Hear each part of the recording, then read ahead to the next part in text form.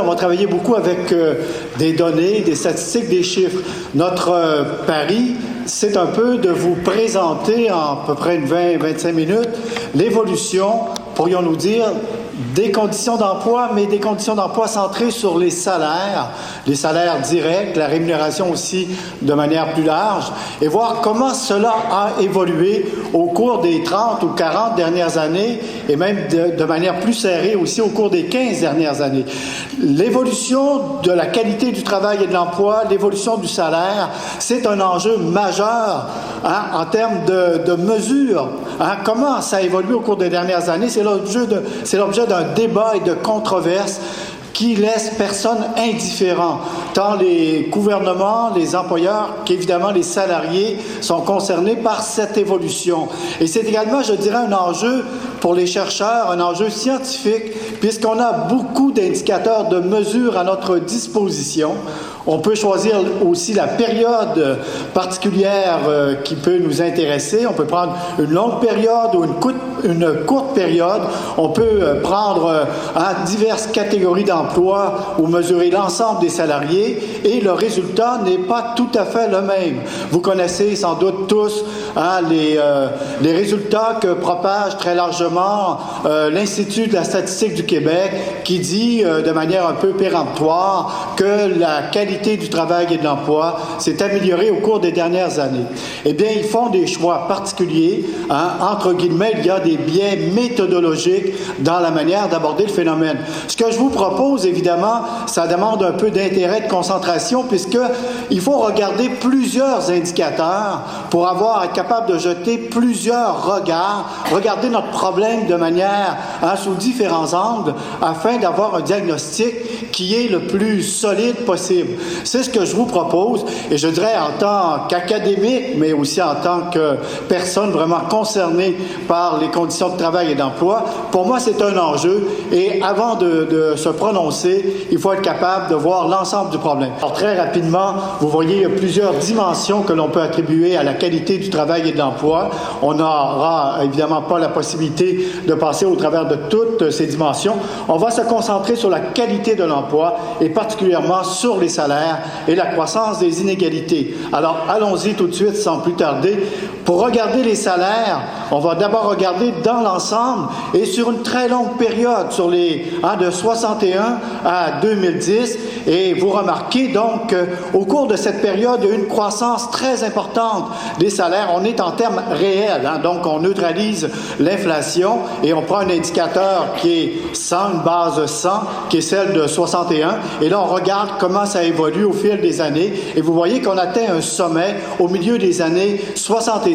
Et par la suite, il y a eu une descente assez rapide et on n'a pas complètement récupéré. Il faut quand même prendre conscience que aujourd'hui, en 2010, selon les chiffres qu'on a à l'écran, le salaire hebdomadaire réel, il est inférieur à ce qu'il était en 77. En 77, on était à 151 et quelques poussières, et aujourd'hui, on est à 149, toujours la base d'un indice 100, 1961. C'est quand même assez impressionnant. Au cours des 40 dernières années, la rémunération réelle du travail, au point de vue hebdomadaire, elle a diminué. On peut regarder la période plus récente. Alors, vous voyez que divers indicateurs, c'est là un peu l'intérêt d'avoir on peut jeter divers regards sur notre évolution. L'indicateur le plus favorable, l'un des plus favorables, c'est celui que retient l'ISQ, donc c'est l'EPA. Et l'ISQ, en plus, exclut 14% de la population salariée dans ses études, et c'est ceux qui sont les moins bien rémunérés. Évidemment, vous excluez les plus mal pris dans vos études, et donc à ce moment-là, vous avez un portrait qui est beaucoup plus positif. C'est ce que fait l'ISQ, mais même en prenant son indicateur, cette fois-ci de Statistique Canada, l'EPA, c'est l'indicateur le plus favorable, à part, en fait, le ERH, parce que deux grandes enquêtes, je m'excuse d'être un peu plus précis, et il y a une enquête, l'enquête sur les emplois et la rémunération du travail, l'emploi, la rémunération et les heures de travail, nous permet de distinguer les employés salariés selon qu'ils sont à salaire fixe où on retrouve les cadres, les professionnels de haut niveau, et selon qu'ils sont payés à l'heure. Et quand on est payé à l'heure, c'est plutôt les ouvriers d'exécution, le personnel, le salarié au sens du Code du travail, le salarié qui exécute un travail sous les ordres de la direction dans une entreprise. Donc, c'est un peu les salariés au sens plus ouvrier, employé, exécutant, subordonné. Alors, vous voyez l'écart énorme, c'est un peu comme une division de classe. Les patrons, les cadres ont eu une rémunération une évolution de leur rémunération beaucoup plus importante. Et les salariés, en fait, au bas de l'échelle, enfin, les salariés d'exécution, vous voyez, ils ont été, les 15 dernières années, ils ont été en perte. Toute l'évolution, ils ont récupéré un peu au cours de la dernière période. Alors, déjà, un premier diagnostic qui semble assez solide à cet égard. Le monde syndical en général, et je passe donc à l'autre diapo, le monde syndical en général, si on prend la mesure des grands règlements salariaux, ceux de 500 salariés et plus, et donc vous voyez que là, on suit l'indice des prix à la consommation, donc là, c'est en salaire nominal, mais on peut mesurer par rapport à l'inflation. Vous voyez que les salariés, les syndiqués du secteur public, depuis 1978, en fait, toujours on a cette base 100, et là on suit, c'est en salaire nominal. Et vous voyez que dans le secteur privé, on suit à peine l'inflation, et dans le secteur public, on recule. Le salaire évolue moins rapidement que l'inflation, donc c'est des pertes que l'on assume.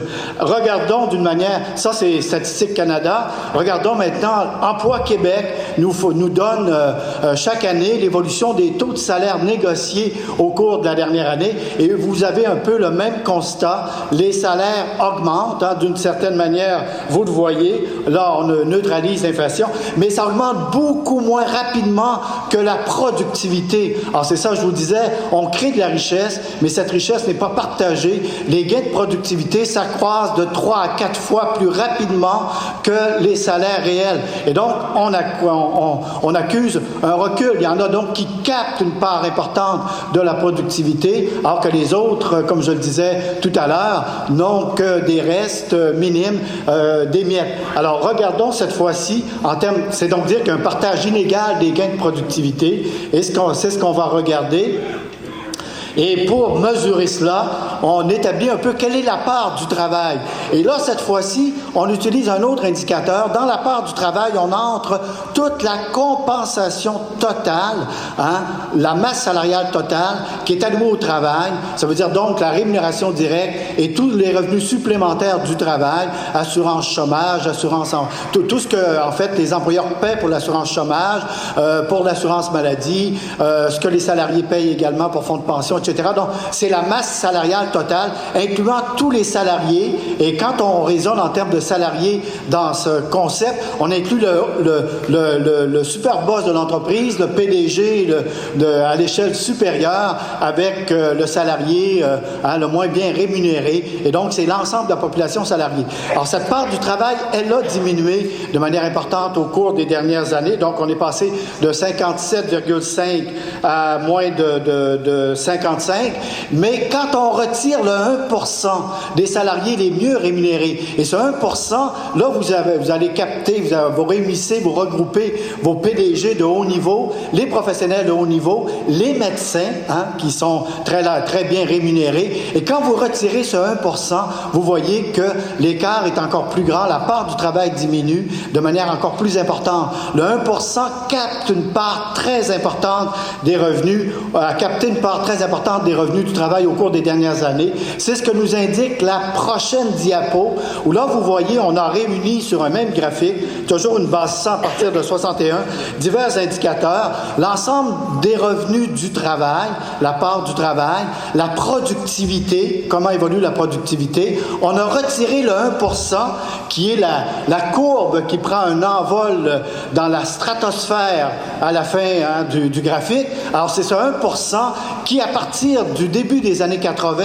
captent une part très importante des richesses. En fait, entre 1977 et 2007, au cours de cette période de 30 ans, le 1% des salariés les mieux rémunérés ont capté 40% de la croissance des revenus du travail. Alors, vous voyez les revenus hebdomadaires réels, les deux lignes du bas, bien, vous voyez, ça frise le plancher, ça quitte pas la base 100, ça veut dire que ça reste égal tout au long de la période, et même, ça évolue à partir des années 80, vous voyez, il y a là une stabilisation, une stagnation des salaires, ça reste égal. Et là, je vous ai sorti un peu les données résumées, c'est les taux de croissance annuelle moyens pour chacune des périodes.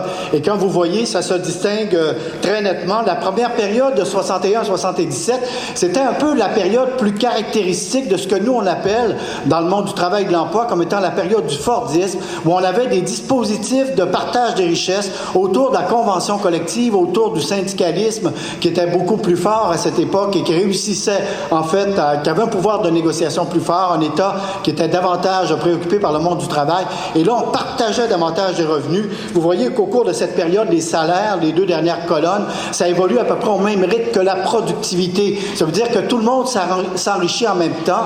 C'est comme, en fait, la montgolfière, où tout le monde s'élève en même temps dans peut-être on n'ira pas à la stratosphère, mais tout le monde s'élève un peu en même temps. C'est le concept de la montgolfière. Et quand vous traversez, vous sortez de cette période, vous rentrez dans une période beaucoup plus noire. Et là, on pourrait dire c'est le concept du sablier, c'est-à-dire la classe moyenne disparaît, se réduit, et les gens tombent vers le bas, et donc les gens s'appauvrissent. Il y en a quelques-uns qui réussissent à monter vers le haut. C'est cette espèce de segmentation de la société qui se produit. Et donc, vous voyez, les taux de croissance de la productivité s'affaissent, parce qu'on est dans un nouveau régime capitaliste dominé par la finance. Et donc, la production industrielle ne les intéresse pas. Ils ont d'autres mécanismes pour capter les gains de productivité et s'enrichir et appauvrir un peu tout le monde. Une autre manière de représenter les choses, alors on a réuni sur un même graphique, alors là on est dans un truc de jeu à somme nulle parce qu'on est dans le partage dans une période donnée, au cours d'une période donnée. C'est sûr que dans une période dynamique en croissance, on peut être dans un jeu à somme positive où la croissance peut permettre aux uns et aux autres d'améliorer leur situation. Mais dans une période fermée, on est dans un jeu à somme nulle. Ce que gagnent les uns, ils le font au détriment des autres. Et vous voyez très bien, regardez ces deux courbes. Alors, la courbe orange, c'est le taux, le pouvoir de négociation des 99%, qui est mesuré, en fait, par le rapport entre la rémunération, le salaire du travail, le salaire global du travail, sur la productivité. Alors, c'est comme ça qu'on établit le pouvoir de négociation. Et la courbe rouge, c'est la part des richesses captées par le 1% des mieux rémunérés. Alors, vous voyez, quand le pouvoir de négociation du 99% augmente, la part des revenus du 1% diminue, et vous avez le cas de figure inverse. Quand le pouvoir de négociation des salariés diminue, bien, le 1% capte une part importante des revenus. C'est à peu près la même chose au Canada et au Québec. Alors, vous le voyez sur ces graphiques, vous avez cette fois-ci réuni deux courbes différentes. Une courbe qui est le 50% des salariés qui ont des revenus inférieurs, et l'autre courbe, c'est le 1%, pendant que l'une descend des 50% des salariés, la moitié de la population, la moins bien rémunérée, pendant que sa part des revenus descend, celle du 1% augmente. Et c'est quand même assez incroyable parce que le 1% des salariés les mieux rémunérés capte une valeur à peu près équivalente de l'ensemble des revenus marchands de la société, de l'économie, que la moitié de la population salariée la moins bien rémunérée. Il y a de quoi raisonner et réfléchir là-dessus. Et vous voyez donc, tout le mouvement Occupy Wall Street avait tout à fait raison. Vous voyez comment ce partage inégal des richesses est bien expliqué par ce transparent. Regardons maintenant la croissance des inégalités. J'ai pris un exemple, cette fois-ci, tiré un peu du monde du travail, entre les salariés de plancher, les vendeurs, des vendeuses, des caissières et des opérateurs, et leurs patrons, les cadres supérieurs. Et on regarde l'évolution de ce différentiel au cours des 15 dernières années. Alors, vous avez donc ici leur salaire, hein, et donc leur salaire réel, hein, et enfin, je ne sais pas si c'est réel, non, oui, je pense que c'est réel, oui, salaire moyen réel. Et donc, de certaines professions, vous voyez un peu l'écart. Vous voyez que les lignes du haut, c'est les cadres supérieurs, c'est-à-dire, c'est pas le petit chef, mais c'est celui qui est au-dessus du petit chef, aller jusqu'au grand patron, et c'est ceux qui s'occupent de la gestion des entreprises. Et donc, vous avez en bas les salariés qu'on peut appeler d'exécution. Vous voyez, l'écart est important. Maintenant, on va regarder cet écart. Pour les caissières et les vendeuses, il passe de 3, ça veut dire que les cadres supérieurs gagnent 3 fois plus cher que les caissières et vendeuses en 97, et 15 ans plus tard, ils gagnent 3,5% plus cher. Donc, vous voyez, cet accroissement. Et quand vous regardez les opérateurs, là, le taux de syndicalisation le plus important, c'est les ouvriers dans le secteur manufacturier. L'écart est moins grand. Enfin, il varie entre 1 à 2,4, mais vous voyez qu'il y a aussi toujours cet accroissement. C'est ça que ça veut dire, l'accroissement des inégalités. On voit que les gens ne tirent pas leur épingle du jeu de la même manière dans cette distribution des revenus. Et ce qui est aussi remarquable, c'est qu'on a toujours, au Québec, au Canada, la persistance, en fait, d'un fort segment de travailleurs faiblement rémunérés. Qu'on mesure ici, des travailleurs faiblement rémunérés, c'est ceux qui gagnent moins des 2/3 du salaire médian. Et donc, on voit que cette proportion de salariés est toujours importante. Autour de 22 à 25%, ça décline légèrement, mais c'est plutôt stable. Et vous voyez que c'est beaucoup plus important au niveau des femmes. Hein, la proportion de travailleuses faiblement rémunérées est autour de 30% au Canada, 25% au Québec. C'est un peu moins pire au Québec, mais vous voyez que c'est quand même un phénomène tout à fait important. Allons cette fois-ci du côté du secteur de la santé et des services sociaux. Donc là, ça vous concerne plus particulièrement. Et là, l'opération sera un peu plus longue parce que là, on a un problème méthodologique, permettez-moi un peu de vous dire, parce qu'il faut quand même l'expliciter avant de raconter quoi que ce soit. On a un problème méthodologique, il faut travailler avec plusieurs statistiques pour être capable de bien mesurer le phénomène. Et là, on va faire une opération qui sera un peu plus complexe et je suis sûr que vous êtes capable de suivre l'opération. Dans un premier temps, regardez comment ce secteur est important. Le secteur de la santé et des services sociaux, alors vous voyez, ça peut près au milieu des histogrammes, des barres. Alors vous avez la barre la plus importante, le grand bleu qui se dégage. C'est le secteur manufacturier. C'était tout près de 19% de l'emploi en 2000, là je suis en 1987, donc il y a 25 ans. Et le secteur manufacturier a connu un déclin, une chute très prononcée au cours des dernières années. Et c'était le secteur le plus important. Maintenant, c'est rendu le 3e secteur en importance en 2012. Et le secteur le plus important aujourd'hui, en 2012, c'est le commerce qui a décliné légèrement. Donc, vous voyez, tout près de la grande ligne bleue, vous avez d'autres histogrammes qui apparaissent. C'est le secteur du commerce, le plus important secteur d'emploi aujourd'hui, mais il est en déclin relatif au cours des 25 dernières années. Et regardez, donc le secteur le plus important, c'est le deuxième plus important au niveau de l'emploi aujourd'hui, c'est la santé et les services sociaux, hein, autour de 530 000 personnes qui travaillent dans ce secteur. Vous en représentez un bon nombre que vous syndiquez. Et dans ce secteur, c'est en croissance. On est passé en fait de 10% de l'emploi relatif, le poids relatif qu'on occupait en 87. Aujourd'hui, on est à 13,3. C'est le secteur le plus fortement en croissance. Quand les gens parlent de la nouvelle économie, hein, des technologies de l'information, tout ça, ils oublient quand même de mentionner que le secteur le plus important, c'est quand même un secteur qui repose sur les soins à donner aux personnes, la santé, les services sociaux, et c'est majeur dans notre société, et ça, il ne faut pas l'oublier. Comment évoluer les salaires? Ben là, c'est pas moi qui le dis, c'est quelqu'un d'Emploi Québec, un chercheur, qui dit « Les salaires n'ont pas suivi la parade ». Alors, c'est bien qu'ils le disent à l'occasion. Et donc, vous voyez, les salaires dans les hôpitaux, dans les écoles, ont évolué au cours entre 91 et 2007, je crois, ont évolué beaucoup moins, 2009, ont évolué beaucoup moins rapidement. Alors, dans les hôpitaux, la rémunération hebdomadaire, dont on est en nominal, puisqu'on prend compte de l'inflation, a évolué de 30 % alors que l'inflation était de 39 % et beaucoup moins rapidement que la productivité, 59 %. Donc, vous voyez, ça commence à être convergent, les divers diagnostics que l'on pose. Regardons maintenant la situation plus précise dans le secteur de la santé et des services sociaux, mais faisons d'abord un détour pour regarder l'ensemble de la situation, parce que là, on utilise une autre enquête qui, comme je vous l'avais dit tout à l'heure, nous permet de distinguer les employés à revenu fixe versus les salariés horaires. Je vous donne cette définition.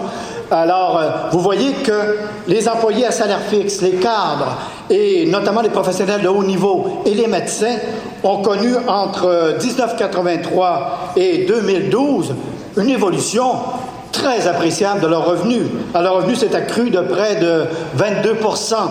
Par contre, les salariés du bas de l'échelle d'exécution, la majorité de la population salariée, ceux qui travaillent à l'accomplissement d'une activité concrète, bien, vous voyez, c'est à peu près, c'est la stagnation. On est en déclin toute la période et on récupère à la fin pour retrouver exactement le même salaire qu'on avait au début. Alors, on assumait une perte. Tout ce qui est en bas de la ligne pointillée, c'est une perte qui est assumée. C'est des gains qui ont été perdus. Première approche, Donc, là, c'est plus simplement le 1 %. Mais c'est tous ceux qui ont des postes de commande. Ça représente peut-être 5 à 10 % des employés à salaire fixe et 85-90 % des salariés. Vous voyez comment ils sont appauvris au cours de cette période. Allons maintenant dans la santé et les services sociaux. Cette fois-ci, on a vraiment un problème, un enjeu majeur, un os au point de vue de la méthodologie. C'est qu'il faut utiliser deux périodes différentes parce qu'entre chacune des deux périodes, on a changé le système de classification et les industries, comme le secteur santé et services sociaux, ne regroupent pas tout à fait les mêmes personnes d'une période à l'autre. Alors là, il faut mesurer ça en deux étapes différentes, en deux périodes différentes. Et là, vous avez de 83 à 2000. Alors, vous avez divers indicateurs, les employés à salaire fixe qui sont dans les hôpitaux versus ceux qui sont dans la santé et les services sociaux. Alors, vous voyez qu'en général, dans tous les cas, les employés à salaire fixe ont une meilleure rémunération, enfin, ont une meilleure amélioration de leur rémunération, or que les autres connaissent des hauts et des bas, et ça s'équilibre à peu près. Et on va faire l'autre période de 2001 à 2012. Cette fois-ci, dans les hôpitaux, on a arrêté de faire la distinction entre les employés à rémunération fixe, à salaire fixe, et les employés à l'heure. Donc, on a simplement la santé et les services sociaux. Et donc, vous voyez encore là une certaine amélioration qui sont en compte des gains et des pertes et légèrement, une légère amélioration pour les employés à l'heure et une amélioration beaucoup plus confortable pour les employés à salaire fixe. Et là, cette fois-ci, on veut mesurer entre 83 et 2012 pour être capable d'avoir un indicateur qui nous dit qu'est-ce qui s'est passé au cours de cette période. Et là, on fait une opération mathématique. On passe par les taux de croissance annuels moyens. Alors, je vous fais l'économie du calcul, mais vous voyez, regardez la dernière colonne qui pour vous sera à droite. Vous voyez l'histogramme rouge, le plus important, c'est les salariés, c'est les employés à salaire fixe, donc nos cadres, nos médecins, nos professionnels de haut niveau. Vous voyez qu'ils ont, juste à voir l'allure on a 4 histogrammes, 4 barres verticales, et vous voyez donc, juste à regarder l'allure, que ceux qui ont tout capté, ce sont encore les employés à rémunération fixe, donc les professionnels, les cadres, les professionnels de haut niveau, les cadres supérieurs, etc. Et si on mesure cette fois-ci, on veut savoir comment ça évolue au cours de la période, on fait une opération à une inconnue avec 3 valeurs, une manquante. On est capable d'établir la valeur finale. Et donc, si on fait le 100 au début de la période en 83 et on regarde qu'est-ce que c'est en 2012, alors vous avez toujours le même résultat. Alors, 23 % d'amélioration pour les employés à rémunération fixe, toujours nos cadres et nos médecins. Et vous avez seulement, on est au plancher, en fait, on a très peu bougé pour l'ensemble des autres personnels. Regardons maintenant, cette fois-ci, comment l'écart s'accroît entre les deux groupes. Et donc, vous voyez que, alors qu'au début de la période, les employés à rémunération fixe avaient 8 de salaire, de rémunération supérieure, 8 supérieur par rapport à leurs subordonnés, vous voyez qu'en 2012, cet écart est passé à 29 c'est 1,29, ça veut dire 29 de différence. Vous voyez comment, c'est une autre manière de dire qu'ils ont capté à peu près tout. Regardons maintenant, cette fois-ci, pour une période beaucoup plus restreinte, et cette fois-ci, on change d'enquête.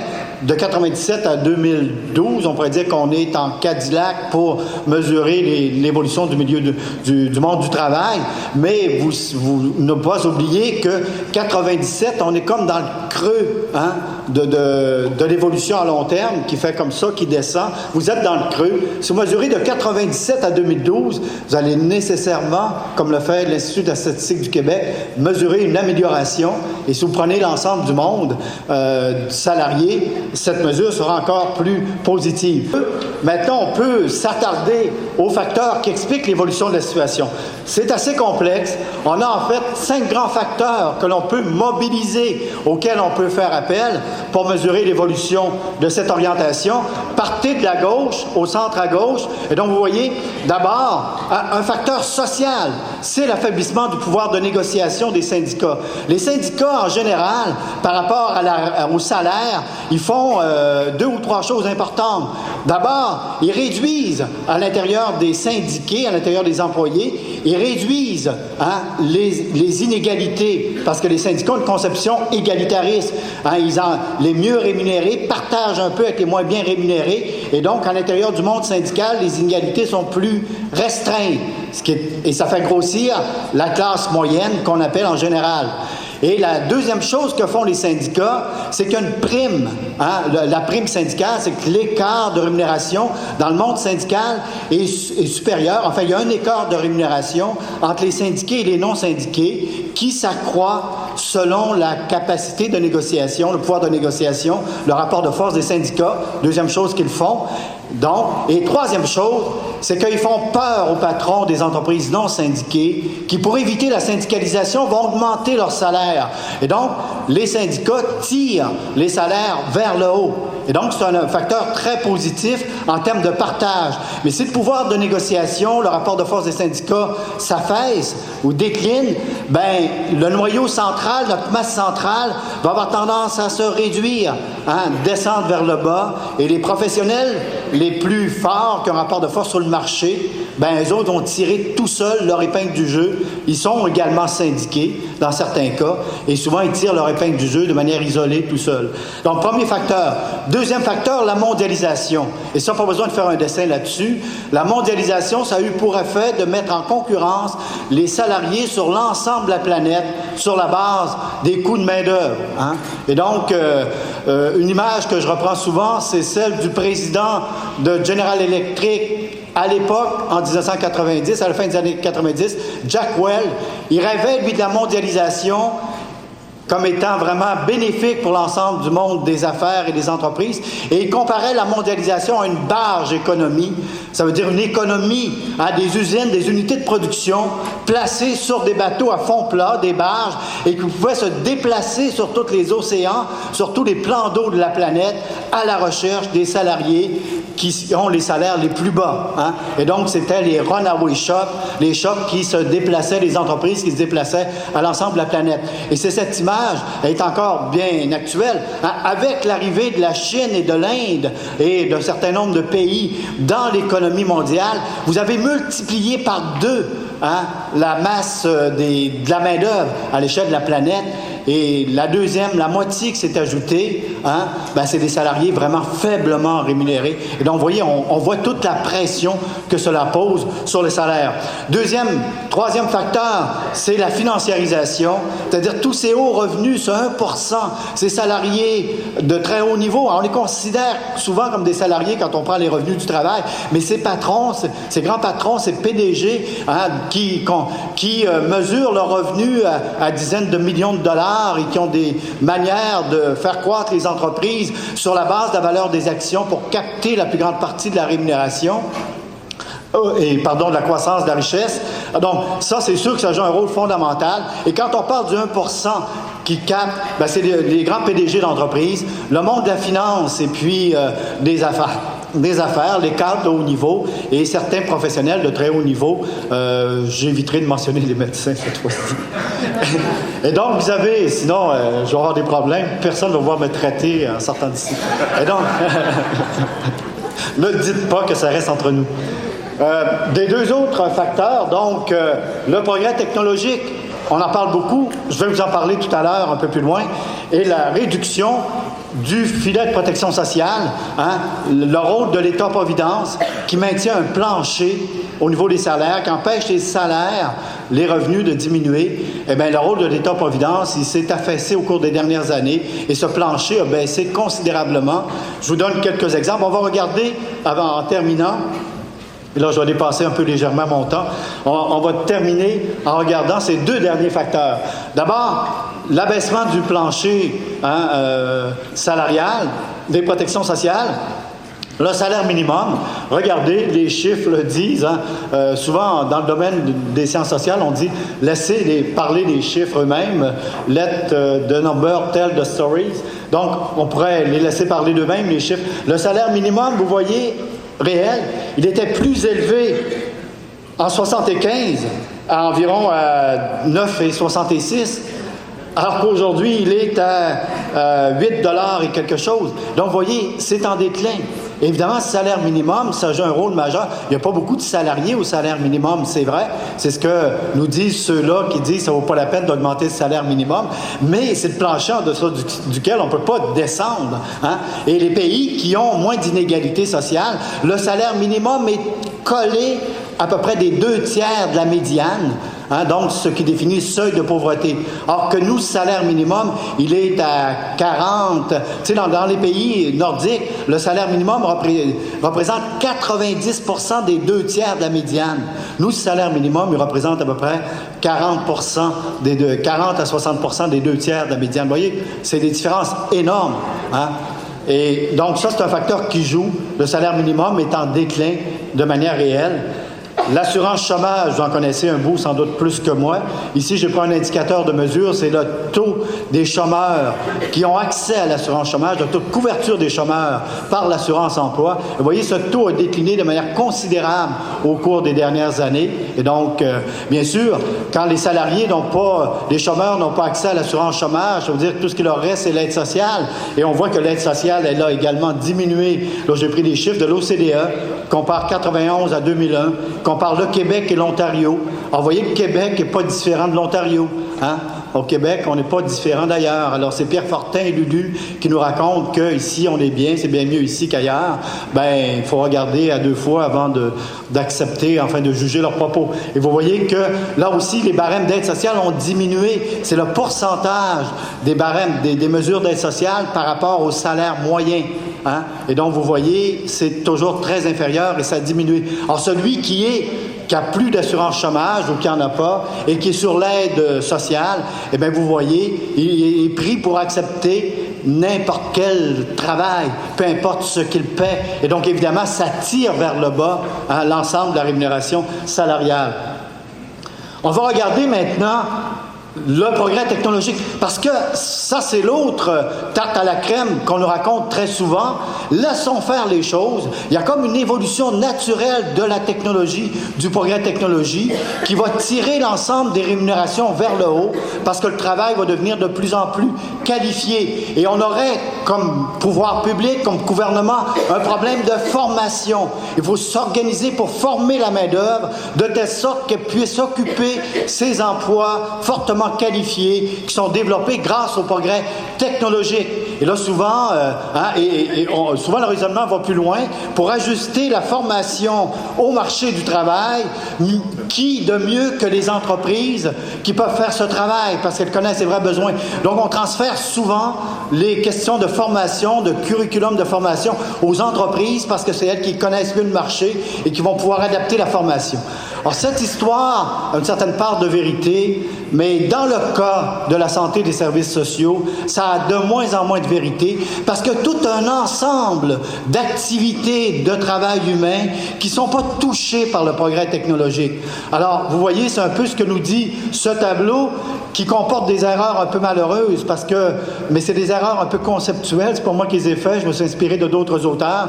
Quand on parle du travail manuel, pour le distinguer du travail analytique, dans le travail manuel, on inclut le travail de prendre soin, de s'occuper des autres personnes. Donc, alors c'est pas tout à fait du travail manuel, mais on n'est pas capable de trouver un autre mot pour le préciser. Et on distingue sur l'autre, sur les colonnes, les axes, l'axe horizontal qui nous permet de distinguer les colonnes. Alors, on distingue le travail selon qu'il est routinier ou non routinier. Le travail manuel et analytique routinier, lui, il est en voie de disparition avec les nouvelles technologies. Donc, dans le secteur manufacturier, dans tous les travaux, le travail de traitement de l'information, de secrétariat, de comptabilité, l'informatique, avec les nouvelles technologies de l'information et de la communication, ce travail est fortement touché. Mais le travail analytique, non routinier, celui des professionnels souvent de haut niveau, lui, les technologies l'aident. Dans la médecine, les technologies, ça supporte, c'est complémentaire au travail des médecins, et donc ça va avec. Mais dans tout le travail de prendre soin, non routinier, un travail manuel de prendre soin non routinier, les technologies ne l'affectent pas. Il n'y a pas d'innovation technologique qui va remplacer la relation d'aide et de soutien avec une personne qui a une difficulté quelconque. C'est une relation d'aide. Il n'y a pas de changement technologique à cet égard pour subvenir, travailler avec ces personnes. Et ça, c'est majeur. Et donc, ça veut dire que le véritable défi à ce niveau, c'est pas d'attendre des changements technologiques, c'est de travailler à la revalorisation de ce travail. Et donc, la hausse de la rémunération, la hausse salariale, c'est un des facteurs les plus importants aussi de la revalorisation de ce travail. Et on va le voir, contrairement à ce que nous racontent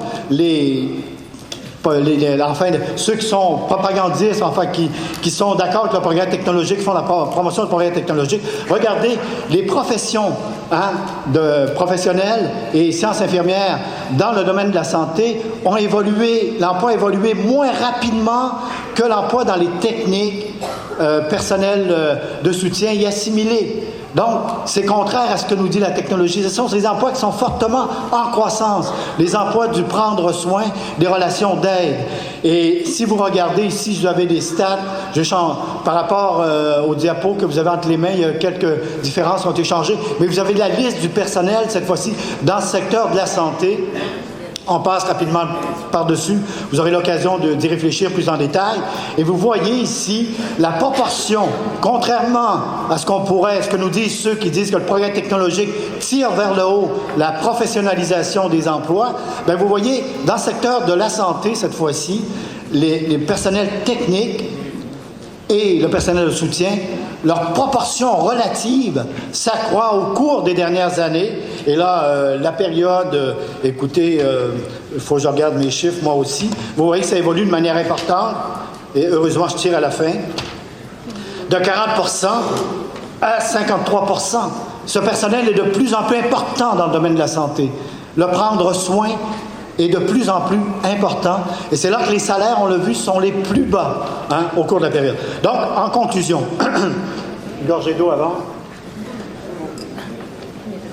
Nous ne sommes pas pressés, là. OK. Conclusion, rapidement.